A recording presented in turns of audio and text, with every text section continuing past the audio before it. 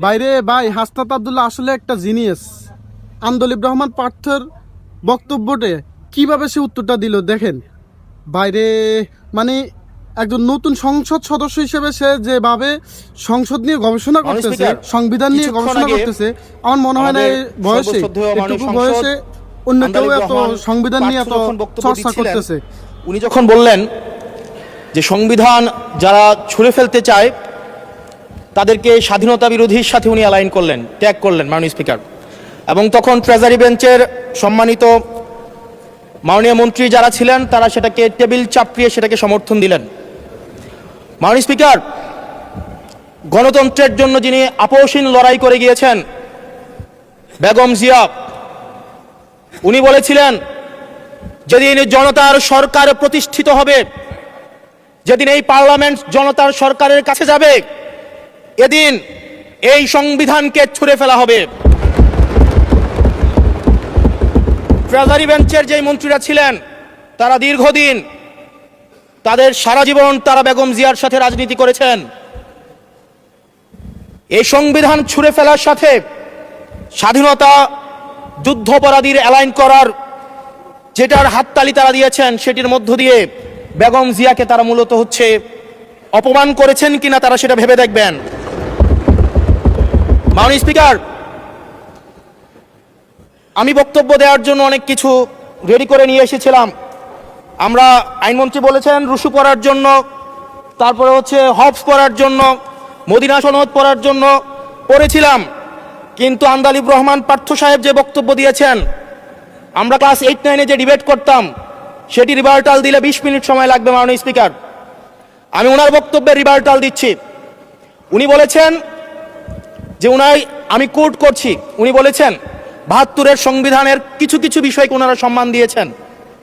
তার মানে কিছু কিছু বিষয়কে ওনারা সম্মান দেয় নাই। তার মানে এই অভ্যুত্থানের পরে এই সংবিধানের কিছু অংশ ওনারা মেনেছেন, কিছু অংশ ওনারা মানেন নাই।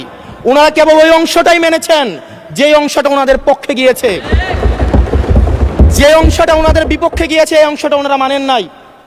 মাননীয় স্পিকার, এই ধরনের প্রকৃতি সম্পন্ন যারা আছে বাংলাদেশের পার্লামেন্ট যারা দেখছেন তারা সিদ্ধান্ত নেবেন। যারা কখনো কখনো কনফর্মিস্ট, যারা কখনো কখনো রিফর্মিস্ট, তারা মূলত হচ্ছে অপরচুনিস্ট। এখন আমি সংবিধানের কিছু কিছু ধারা মানব, কিছু কিছু ধারা মানব না। আমি কখনো কখনো সাংবিধানিক, কখনো কখনো আমি অসাংবিধানিক।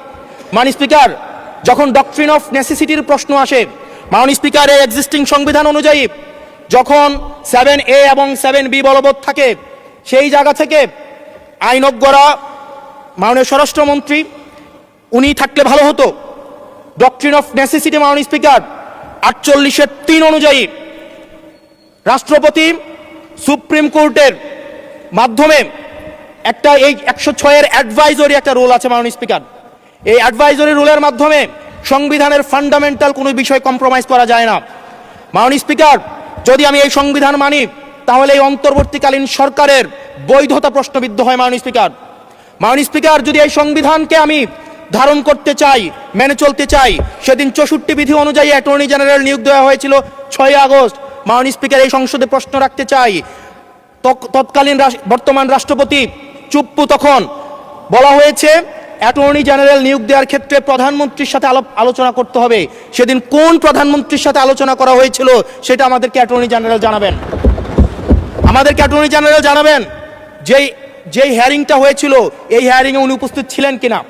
তখনকার সময় যিনি প্রধান বিচারপতি ছিলেন ওবায়দুল হক, তিনি তখন কোথায় ছিলেন, সেই রায়ের কপিটা আমরা দেখতে চাই। মাননীয় স্পিকার, মাননীয় স্পিকার, আপনি যখন বেগম জিয়াকে 6 আগস্ট সর্বপ্রথম ছাত্র জনতা যখন সিদ্ধান্ত নিয়েছিল আর এক মুহূর্ত বেগম জিয়াকে কারাগারে থাকতে দিবে না, বেগম জিয়াকে রাষ্ট্রপতির আদেশের মধ্য দিয়ে বেগম জিয়াকে সেদিনই হচ্ছে কারাগার থেকে যেই জুলুমের মধ্যে রাখা হয়েছিল সেটা থেকে ছাত্র জনতার রায়ের মধ্য দিয়ে সেখান থেকে বের করে আনা হয়েছিল। মাননীয় স্পিকার, যদি এই সংবিধানকে বাইবেল ধরে নেই, এই সংবিধানকে যদি গসপেল ধরে নেই, এই গসপেলের পুরোহিত অনুযায়ী যেভাবে ভ্যাটিকান সিটি চলে সেটা যদি আমরা ধরে নেই, তাহলে মাননীয় স্পিকার সেদিন বেগম জিয়া জেল থেকে বের হতে পারেন না। মাননীয় স্পিকার, মাননীয় স্পিকার, সেদিন বেগম জিয়া জেল থেকে বের হয়েছিল অভ্যুত্থানের জনরায়ের ভিত্তিতে। মাননীয় স্পিকার, মাননীয় স্পিকার,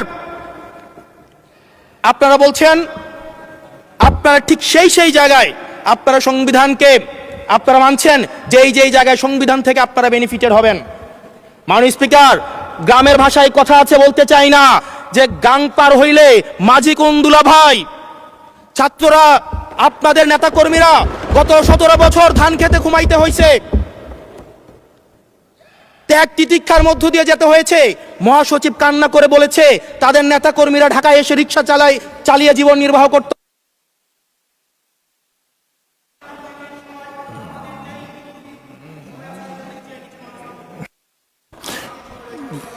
এক মিনিট বলেন, কারণ মাননীয় স্পিকার, আজকে দেখেন, আজকে লক্ষ লক্ষ নেতা কর্মী তাদের রক্ত দিয়েছে।